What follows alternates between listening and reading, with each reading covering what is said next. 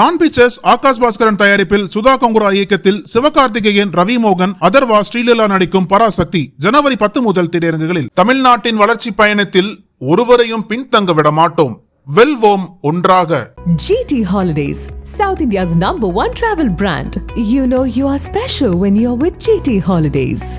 நக்கீரன் நேயர்களுக்கு வணக்கம். இன்று நம்முடன் கருத்துக்களை பகிர்ந்து இணைந்திருக்கிறார் திமுக தேர்தல் பணிக்குழு செயலாளர் கடலூர் இள புகழேந்தி அவர்கள். வணக்கம் சார். அனைவருக்கும் வணக்கம். திமுக ஆட்சி, இந்த ஆட்சியில் பெண்களுடைய ஆதரவு இருக்குது. அதுக்கு காரணம் மகளிர் உரிமை தொகை. நாங்கள் அந்தளவுக்கு நாங்கள் கொண்டு சென்றுருக்கிறோம் அப்படிலாம் நீங்கள் சொல்கிறீங்க. ஒரு பெருமையாக இருக்குது. பெண்கள் சுயமரியாதையாக இருக்கிறாங்க, தன்னம்பிக்கையாக இருக்கிறாங்க. கட்டணமில்லா பேருந்து பயணமாக இருக்கட்டும், உரிமை தொகையாக இருக்கட்டும், அவங்களுக்கு அது ஒரு நம்பிக்கையை கொடுத்துருக்கு அப்படின்லாம் சொல்லிட்டு வரீங்க. தேர்தலை நாங்கள் சந்திக்க துணிச்சலாக இருக்கிறோம், எந்த நேரத்தில் வேணாலும் தேர்தலை சந்திப்போம் அப்படின்லாம் சொல்கிறீங்க. இப்போ எடப்பாடி பழனிசாமி தேர்தல் தொடர்பாக தேர்தல் அறிக்கை, அதில் முதல் கட்டமாக 5 வாக்குறுதிகள் கொடுத்துருக்கிறாரு. அதில் முக்கியமாக 2000 அனைத்து குடும்ப அட்டைதாரர் மகளிருக்கும் தரப்படும் அப்படின்னு சொல்கிறார். எடப்பாடி சொன்னது அவங்களுக்கு ஆதரவாக அமையும் அப்படின்னு ஒரு பேச்சு இருக்குது. இது எப்படி பார்க்குறீங்க? அதாவது தேர்தல் அறிக்கையை தயார் பண்ணுறதுக்கும் தேர்தல் அறிக்கையில சொல்லுவதற்கும் ரொம்ப சிந்தனை செய்து மக்களுக்கு நன்மை செய்வதற்கான எல்லாம் புரிஞ்சு தொகுத்து சொல்வதுதான் தேர்தல் அறிக்கை. ஒரு இயக்கம், ஒரு குழு போட்டு செய்வாங்க. அதுக்கெல்லாம் பல வடிவங்கள் இருக்கு. இல்லை, அவங்களும் குழு போட்டிருக்காங்க. அதான் எடப்பாடி பழனிசாமி போட்ட குழு எப்படின்னு கேட்டீங்கன்னா, ஒரு சரியான பாதையில சரியான சிந்தனையில இருக்கிற மாதிரி இல்லைன்றதுக்கு ஒரு ஆதாரம் என்னன்னா, திராவிட முன்னேற்ற கழக ஆட்சியில நடந்து கொண்டு இருக்கிற திட்டத்தை முதன்மை அறிவிப்பாக அவர்கள் அறிவிக்கிறது. அப்படின்னா என்ன அர்த்தம்? எதுக்காக இதை சொல்றோம்னா, முதலாக எதிர்கட்சியாக திமுக இருக்கும் பொழுது எங்களுடைய தலைவர் அண்ணன் தளபதி அவர்கள் தேர்தல் அறிக்கையில குறிப்பிட்டார், மகளிர் உரிமை தொகை 1000 ரூபாய் வழங்கப்படும். அவங்களும் 2021 சொன்னோம் சொல்றாங்களே, 1500 ரூபாய் நாங்கள் கொடுக்குறோம் தான் சொன்னோம் 2021. சொல்லட்டும். ஆனா திமுக சொன்ன உடனே, அறிக்கையில் சொன்ன உடனே என்ன பண்ணாங்க தெரியுமா? இது ஒரு ஏமாற்று வித்தை அப்படின்னு சொன்னது மிஸ்டர் எடப்பாடி. இது ஒரு ஏமாற்று வித்தை, இதை வச்சுக்கிட்டு இவங்க செய்ய மாட்டாங்க, ஓட்டு வாங்கறதுக்காக பிளான் பண்ணி செய்யறாங்கன்னு இந்த திட்டத்தை கேலி கிண்டல் செய்தது எடப்பாடி. ஆனா இன்னைக்கு அந்த எடப்பாடி அதையே ஒரு 1000 2000 ரூபாய் கொடுப்பாராம். இன்னொன்னு, அரசாங்கத்திற்கு நிர்வாக திறமை இல்லாத காரணத்தினால் நிதி நெருக்கடி எல்லாம் ஏற்பட்டுடுச்சு.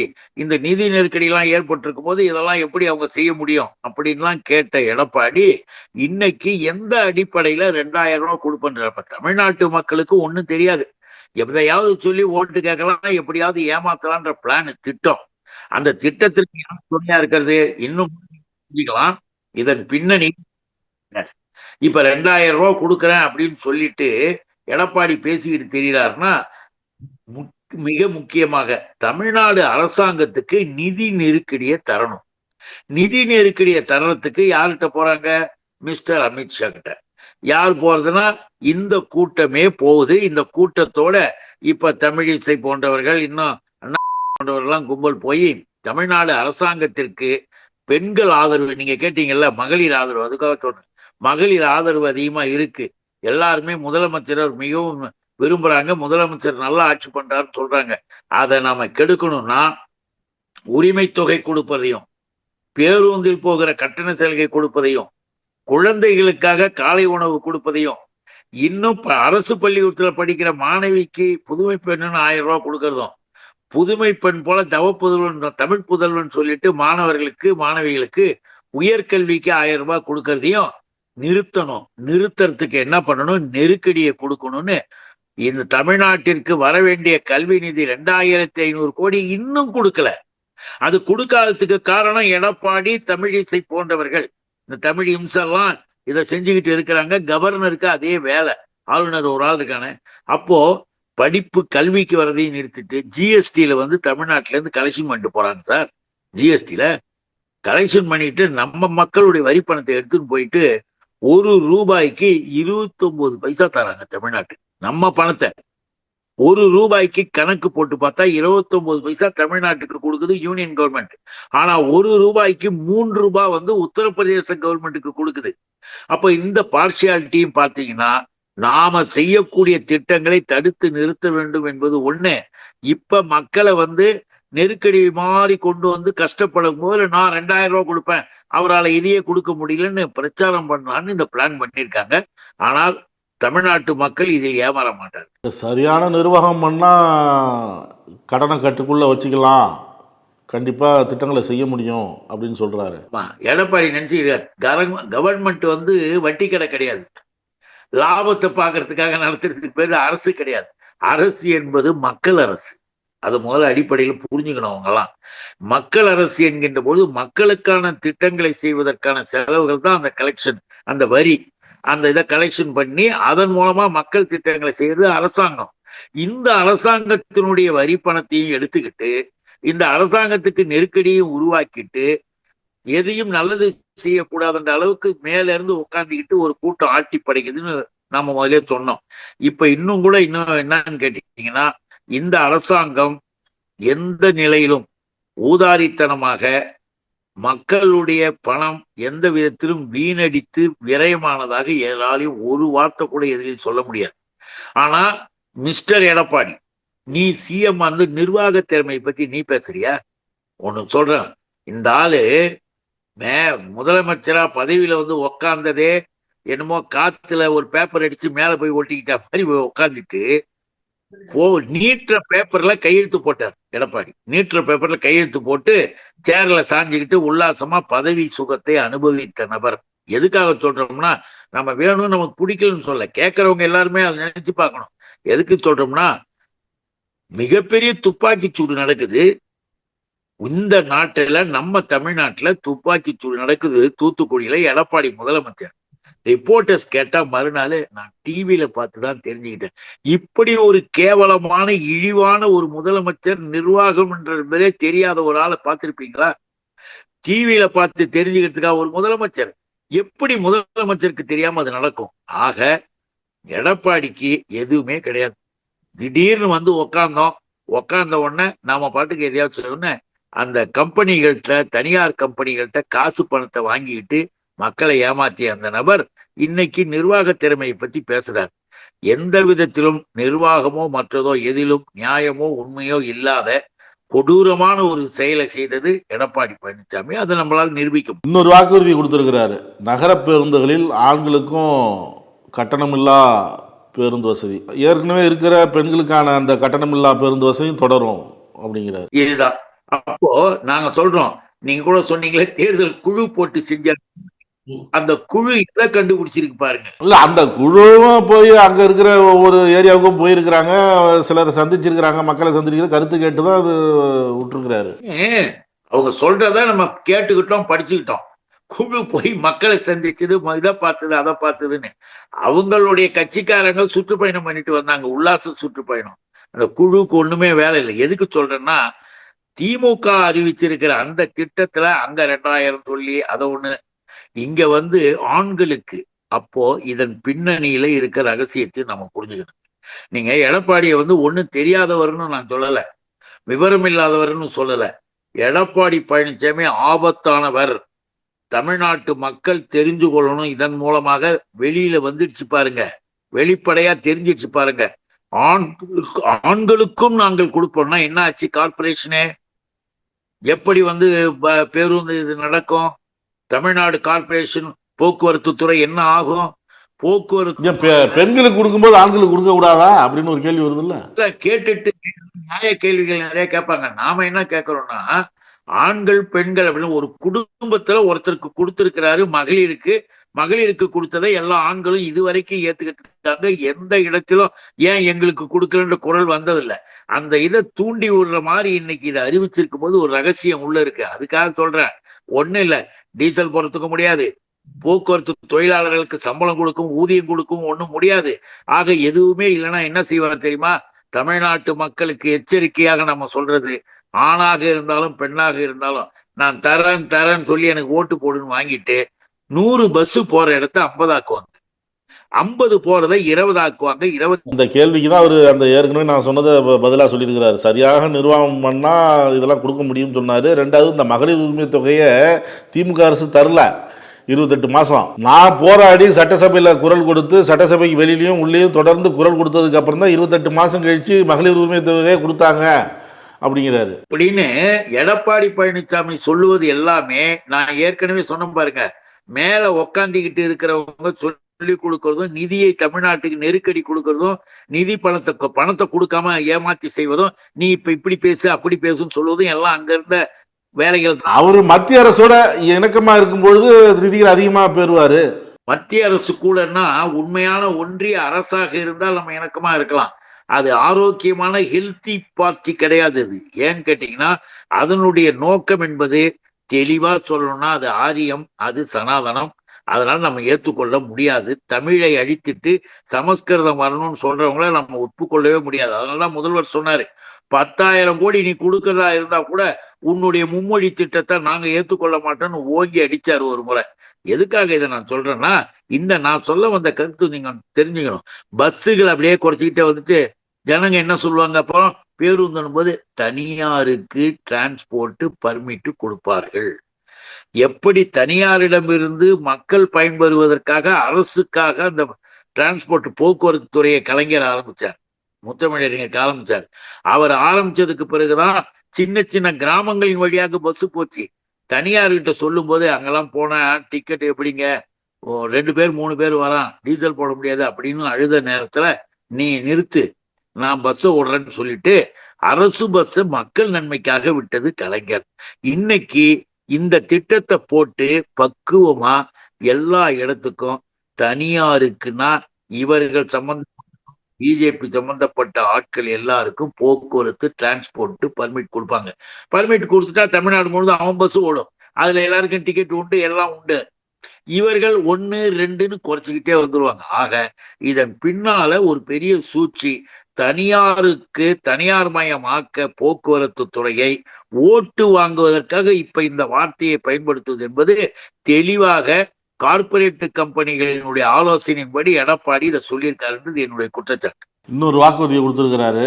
கிராமப்புறங்களில் சொந்த வீடு இல்லாதவங்களுக்கு இடம் வாங்கி காங்கிரீட் வீட்டு கட்டி தரப்பணும். நகர்ப்புறங்களில் இல்லாதவங்களுக்கு, வீடு இல்லாதவங்களுக்கு அடுக்குமாடி குடியிருப்புகளில் விலை இல்லாத அந்த வீடுகள் கொடுக்கப்படும். அதோடு மட்டும் இல்லை, பட்டியலினத்தை சேர்ந்தவர்கள் அந்த மக்களுக்கு ஒரே ஒரு குடும்பம் இருக்குன்னா, அந்த குடும்பத்தில் ஒரு கல்யாணம் ஒரு பையனுக்கு நடக்குது அப்படின்னா அவங்களுக்கு இடம் வாங்கி வீடு கட்டி தரப்படும் அப்படிங்கிற வாக்குறுதியை கொடுத்துருக்கிறார். ஏன் இப்படி எடப்பாடிக்கு ஏன் இப்படி புத்தி போகுது? ஏற்கனவே இருக்கிறத திரும்ப திரும்ப நீ மறுபடியும் உன் தேர்தல் அறிக்கையில ஏன் சொல்றேன்னு கேட்கணும் அவரை. எதுக்காக சொல்றோம்னா, ஒரு இடம் இன்னைக்கு தமிழ்நாட்டில், நான் உண்மையிலேயே சொல்றேன், ரெக்கார்ட்ஸ் எடுத்து பார்க்க சொல்லுங்க. தமிழ்நாட்டில் இன்றைக்கு இலவச வீட்டுமனை பட்டா வழங்கல் என்ற திட்டத்தை திராவிட முன்னேற்ற கழக ஆட்சி தோன்றியதற்கு பிறகு உருவாக்கப்பட்ட பல்லாயிரக்கணக்கில் லட்சக்கணக்கான பேர் பட்டா வாங்கியிருக்காங்க. பட்டா வாங்கியவர்கள் தாட்கோன்னு ஒண்ணு முதல் கொண்டு வந்தது கலைஞர் தான், முத்தமிழறிஞர் தான். அந்த தாட்கோ மூலம் தான் வீட்டு வசதி இதுல அவர்கள் பட்டாவை வாங்கி நிலத்தை வாங்கி வீடு கட்டி தர்றது, இதெல்லாம் தாட்கோவில் இருந்து. இதெல்லாம் ஏற்கனவே ஒரு நகர்ப்புறத்திலையும் சரி கிராமப்புறத்திலையும் பட்டியலின மக்கள், தாழ்த்தப்பட்ட மக்கள் இருந்தாங்கன்னா அவங்களுக்கெல்லாம் எவ்வளவு பேருக்கு ஆயிரக்கணக்கில் பட்டா. நானே எம்எல்ஏவாக இருக்கும்போது கடலூர் சட்டமன்ற தொகுதியில் ஆயிரக்கணக்கான பேருக்கு பட்டா வாங்கியிருக்கோம். அந்த பட்டாவையும் கொடுத்துட்டு அவர்களுக்கு அரசினுடைய வீட்டு வழங்கல் வீடு கட்டுகின்ற திட்டத்தின் மூலமாக வீடும் கட்டியிருக்கோம். எடப்பாடி என்னமோ தமிழ்நாட்டு மக்களுக்கு ஒன்றும் தெரியாத மாதிரியும், ஏற்கனவே இருக்கிறத இவர் தான் இனிமே தொடர்ந்து நடத்த போற மாதிரியும், இதெல்லாம் என்ன ஏமாற்று வித்தைகள். ஆக இனிமேல் ஒரு நிலத்தை வாங்கி நான் பட்டா போட்டு கொடுப்பேன்றதெல்லாம் தமிழ்நாட்டு மக்கள் ஏமாந்து கொண்டு இருக்கிறதுக்கான ஆட்கள் இங்க யாருமே கிடையாது. ஏற்கனவே இருக்கிற திட்டத்தை திரும்ப திரும்ப சொல்லுவதை கைவிட்டுட்டு புதுசா உனக்கு ஏதாவது தமிழ்நாட்டு மக்களுக்கு செய்வதற்கு திட்டம் இருந்தால் சொல்லு, இல்லைன்னா உன் தேர்தல் அறிக்கையை நீயே படிச்சுக்கிட்டு நீயே படுத்து தூங்க வேண்டியதான். இதனால் எந்த விதமான பலனும் நலனும் கிடையாது. நீங்கள் வந்து சொல்கிறீங்க எல்லாம் காப்பீடிச்ச திட்டம் அப்படின்னு சொல்லிட்டு மக்கள் நல திட்டங்களை அறிவிக்கிறது செய்கிறது அதிமுக தான், அதுவும் எடப்பாடி தான். பெண்களுக்கு தான் அந்த திட்டம் போய் சேரணும்னு முழுமையாக செய்கிறது அதிமுக தான். தாலிக்கு தங்க திட்டம் பெண்களுக்கு போய் பயனடைகிற வகையில் நாங்கள் செஞ்சோம். அதோடைய அடுத்தது தான் பொங்கல் பரிசு நாங்கள் கொடுத்தோம்.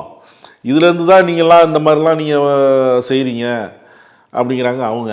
அவர்கள் சொல்றாங்கன்னா பதில் சொல்லணும்னு எதை வேணா சொல்லலாம். இந்த 5 திட்டம் சொன்னோம்ல, இந்த தேர்தல் அறிக்கை திட்டம், இது சொன்னதுலேருந்து எல்லா அமைச்சர்களும் கதறாங்க, வயிற்றுச்சலில் இருக்கிறாங்க அப்படிங்கிறது தான் அவங்க சொல்கிறது.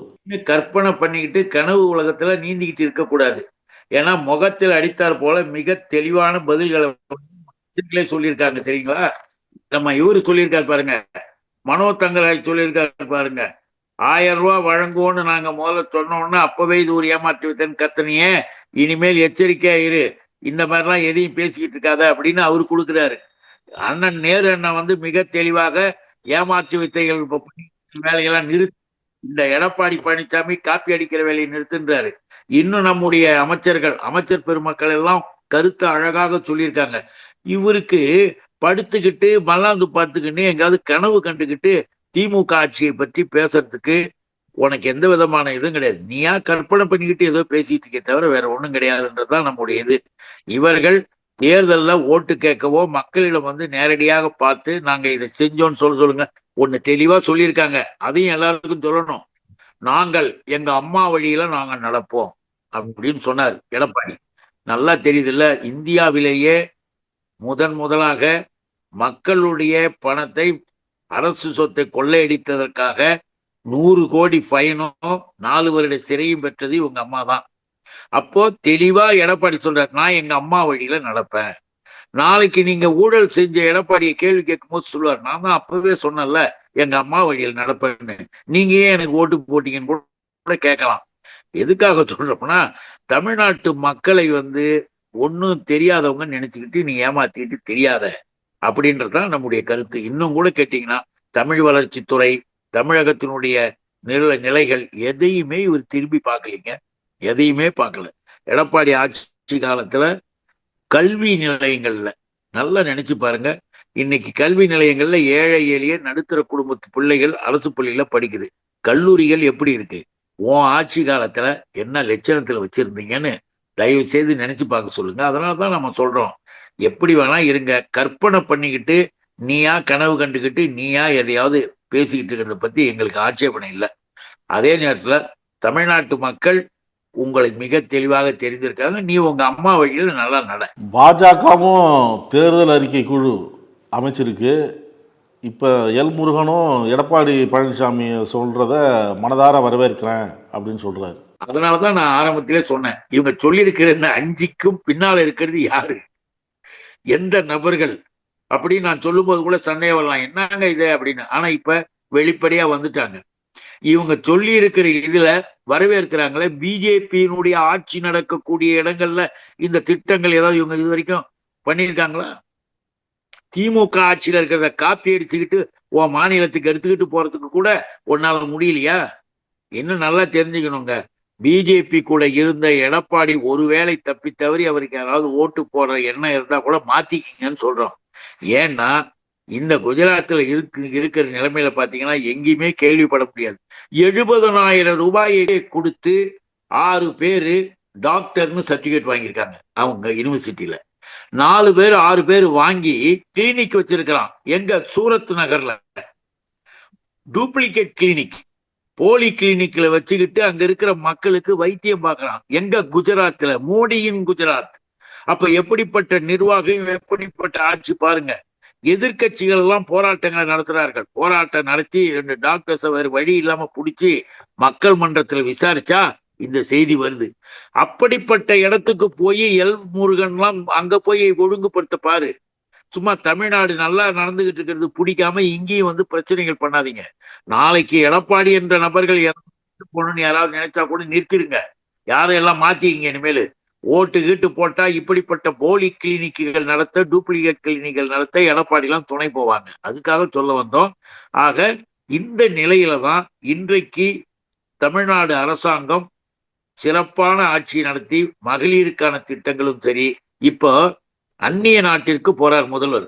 போயிட்டு வருகின்ற பொழுது முதலீடுகளாக நிறைய கம்பெனிஸை கொண்டு வந்து ஆயிரக்கணக்கான வேலைகள். ஏன் நீ முதலமைச்சரா இருக்கும்போது நிர்வாக திறமையில கிழிச்சன்னு இல்ல? என்னைக்காவது அதெல்லாம் உனக்கு தெரியுமா? போயிருக்கியா? அந்த மாதிரி யாருக்காவது எங்கேயாவது இங்க வேலை வாய்ப்பை உருவாக்கி தந்திருக்கீங்களா? இல்ல. ஒண்ணுமே தெரியாது எடப்பாடிக்கு. இப்ப ஓட்டு கேட்கறதுக்கு எதை வேண்டும் என்றாலும் பேசலாம் என்று, எதை வேண்டும்னாலும் கற்பனையில கதையாக குற்றச்சாட்டை சொல்லி பேசிட்டு இருப்பாங்க. திமுகவை தினசரி பேசினால் அவர்களுக்கு மாதம் 1 லட்சம் ரூபாயாம். திமுக அரசாங்கத்தையும் திமுக தலைவரையும் ஒருத்தர் வந்து மோசமாக பேசினா அறிக்கை கொடுத்தா டெய்லி கொடுக்கணுமா? கொடுத்தா மாசத்திற்கு 1 லட்சம் ரூபாய் சம்பளம் மாதிரி கொடுக்குறாங்களா? அது உங்களுக்கு தெரியும். இப்ப 4-5 பேர் அதை செஞ்சுக்கிட்டு வராங்க. அதனால நான் என்ன சொல்றேன், சுற்றிலும் நல்ல ஆட்சிக்கு கேடு விளைவிக்க திட்டம் போட்டு செயல்படுறாங்க. அதுல எடப்பாடியை முன்னால நிறுத்தி பேச வைக்கிறாங்க, பின்னால வந்து சிலர் இருக்கிறாங்க. புரிந்து கொண்டு நாம நம்மளுடைய நடவடிக்கை எடுக்கலாம். தமிழ்நாடு மக்கள் ஏமாற மாட்டார்கள். சரியாக நாங்க சொல்றது 2026 200 இடங்களுக்கு மேல் முதல்வர் சொன்னது போல திமுக வெற்றி பெறுவதற்கான வாய்ப்புகள் நாளுக்கு நாள் உறுதிப்பட்டு வருகிறது என்பதையும் நான் இங்க குறிப்பிட விரும்புறேன். நீங்கள் பேசும்போது குறிப்பிட்டீங்க, முதல்வர் வந்து முதலீடுகளை கொண்டு வந்திருக்கிறார் அப்படின்னு சொன்னீங்க.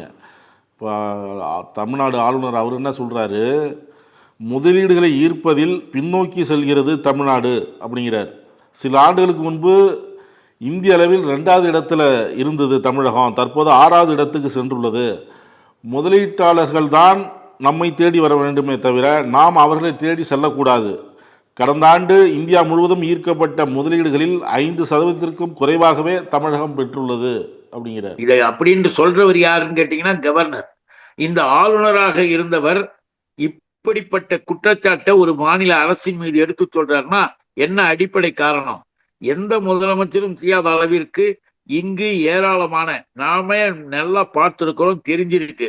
பல நிர்வாகங்கள் கம்பெனிகள் வந்து இங்க புரிந்துணர்வு ஒப்பந்தத்தெல்லாம் கையெழுத்து போட்டு ஃபேக்டரிஸ் ஆரம்பிக்கிற திட்டங்கள்லாம் இங்க வந்தது. அப்படி வந்தவுடன் அடுத்த கட்டம் நான் ஏற்கனவே சொன்னேன், அதுதான் எப்படி நிதியை வந்து நிறுத்துறதுக்கு ஏற்பாடு பண்ணானுங்களோ அதே மாதிரி தமிழ்நாட்டுக்கு வர இருந்த அந்த கம்பெனிகளை நிறுவனங்களுக்கு ஏகப்பட்ட தொல்லையை கொடுத்து நிறுத்தி வைத்தது பிஜேபியினுடைய கவர்மெண்ட், மோடியினுடைய அரசாங்கம். அப்படி நிறுத்தியதன் காரணமாகத்தான் இங்க முதலீடுகளுடைய ஈர்ப்பில் முதன்மையாக இருந்த தமிழ்நாட்டை பின்னால தள்ளி வச்சிருக்கிறது இவர்கள். அதை செஞ்சுட்டு இந்த RSS நம்ம ஆளுநர் இப்போ வந்து ஒரு பேசிக்கிட்டு இருக்காரு. ஆளுநர் என்ன அரசியல்வாதியா? ஆளுநர் என்ன இதெல்லாம் பேச வேண்டியது அவசியமா? எந்த கவர்னருக்காவது இது தேவையா? கவர்னர் என்ன பண்ணணும்? அரசாங்கத்திற்கு துணையாக இருந்து இப்படிப்பட்ட ஃபேக்டரிஸை வந்து மேலேருந்து நிறுத்துறாங்க வரக்கூடிய நிறுவனங்களை, அதை வந்து நானே போய் பேசி வாங்கிட்டு வரேன்னு சொன்னா நீ தமிழ்நாட்டுக்கு ஏற்ற ஒரு கவர்னர்னு சொல்லலாம். நீ வர்றதை தடுத்து நிறுத்தத்துக்கு பெருமையா இங்க சொல்றாரு, ஆகா தடுத்துட்டோம் பாருன்னு. ஆக இதற்கெல்லாம் அடிப்படை காரணமே மாநில அரசாங்கத்தை எல்லா நேரங்களிலும் தொல்லை தரக்கூடிய இந்த கவர்னரோடு மேலே இருக்கக்கூடியவர்களும் தான் சேர்ந்து போடுற திட்டம். கருத்துக்களை பகிர்ந்து கொண்டதற்கு நன்றி சார். அனைவருக்கும் வணக்கம், நன்றி. நக்கீரன் பதிப்பகத்தின் சிறப்பு வெளியீடுகள். கைதி எண் 9658, இந்திய எதிர்ப்பு போராட்ட வரலாறு பாகம் 1 மற்றும் 2, தீ பரவட்டும் திராவிட மாடல், சங்க காலம் முதல் ஸ்டாலின் காலம் வரை, பாரியின் வழித்தோன்றல், கலைஞர், மனங்களும் மனிதர்களும். இவை வெறும் புத்தகங்கள் அல்ல, தமிழ் உணர்வு, போராட்ட வரலாறு, சமூக நீதி மற்றும் மனித மனதின் உண்மைகளை தேடுபவர்களுக்கான பொக்கிஷங்கள். இன்றே படியுங்கள், வரலாற்றை உணருங்கள், எதிர்காலத்தை வடிவமையுங்கள். நக்கீரன் டிவிக்கு சப்ஸ்கிரைப் செய்யுங்கள். உங்கள் ஆதரவே எங்கள் பலம். ஆசிரியர்களுக்கு நண்பனாகவும் மாணவர்களுக்கு ஆசானாகவும் திகழும் தேர்வு வழிகாட்டி. ஒவ்வொரு பாடத்திற்கும் அனுபவமிக்க ஆசிரியர்களின் துல்லியமான தெளிவான விடைகள். CNC இருக்கு, தேர்வு பயம் எதற்கு? இது தீரன் பப்ளிஷிங் ஹவுஸ் விற்பனை வெளியீடு.